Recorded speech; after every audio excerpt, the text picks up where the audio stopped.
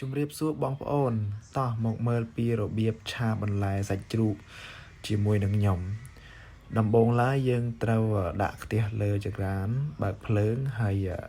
ដាក់ខ្លាញ់ឲ្យរាងក្តៅបន្តិចបន្ទាប់មកយើងដាក់ខ្ទឹមដែលយើងបានហាន់រួចហើយយើង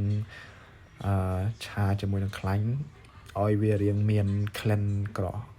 អូបមានរាងពណ៌ក្រហមបន្តិចហើយយើងដាក់ស្ករសចូលទៅបន្ទាប់មកកូរវាឲ្យរាង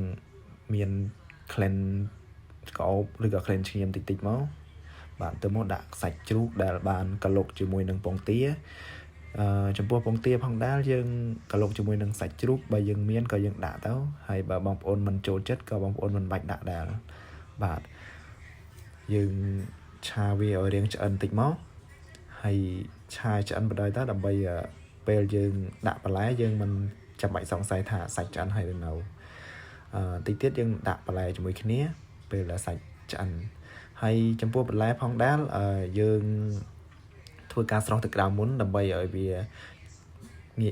មានឆ្អិនតិចយើងងាយស្រួលឆាហើយយើងឆាលឿនចំណេញពេលវេលាហើយយើងដាក់បន្លែបាទដាក់បន្លែទៅហើយយើងច្បល់ជាមួយនឹងសាច់កូរឲ្យវារាងចូលគ្នាបាទតិចទៀតយើងដាក់គ្រឿងផ្សំជាមួយគ្នាបាទកូរវាឲ្យច្បាស់បារម្ភថាឆ្អិនហើយនៅឬក៏មិនទាន់ឆ្អិនបាទតិចទៀតយើងដាក់អានេះខ្ញុំដាក់អំបិលបន្តិចហើយដាក់ប្រេងខ្យងចំពោះប្រេងខ្យងផងដែរបងប្អូននៅតំបន់ណាបងប្អូនមានលក់យីហោស្អីបងប្អូនដាក់ទៅដូចតែគ្នាទេប្រេងខ្យងខ្ញុំដាក់តិចទេខ្ញុំអត់សូវចេះហូបប្រៃដោយសារតែហូបប្រៃទៅវាស្រេកទឹកហើយយើងគៀវាចេញទៅមកព្រោះយើងដាក់តិចដែរបាទបន្ទាប់មកទៀតយើងដាក់ទឹកស៊ីអ៊ីវ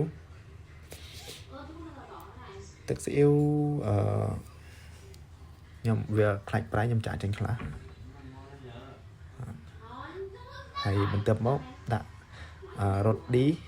ឌីនៅស្រុកយើងគឺម្សៅម៉ត់តែនៅស្រុកហ្នឹងក្របអានេះប៊ីចេងយីហោអាជីណូម៉ូតូបាទបន្ទាប់មកដាក់ម្ទេសហ្នឹងហើយឆាបន្លែយើងជាធម្មតាយើងដាក់ម្ទេសស្រស់តែខ្ញុំរកម្ទេសស្រស់អត់បានទេអញ្ចឹងខ្ញុំដាក់ម្ទេសម៉ត់ទៅអញ្ចឹងបាទចំពោះឆាបន្លែដែលបងប្អូនខ្លះគាត់ចូលចិត្តហូបរៀងឆៅរៀងស្ទើឆ្អិនណាបានឆ្ងាញ់ហើយចំពោះខ្ញុំចូលចិត្តឆ្អិនបាទអញ្ចឹងខ្ញុំឆាឲ្យវាឆ្អិនឲ្យវាទន់ឲ្យវារលួយអញ្ចឹងបានហូបទៅវាឆ្ងាញ់បងប្អូនចង់ចូលចិត្តរបៀបម៉េចបងប្អូនឆាតាមចិត្តខ្លួនឯងទៅបាទរួចហើយឆាបន្លែសាច់ជ្រូកងាយស្រួលហើយលឿនបាទបងប្អូនមើលគួរឲ្យចង់ញ៉ាំទេបាទយើងមកនៅស្រុកគេយើងត្រូវតែចេះធ្វើម្ហូបដោយខ្លួនឯងបាទអរគុណជម្រាបលា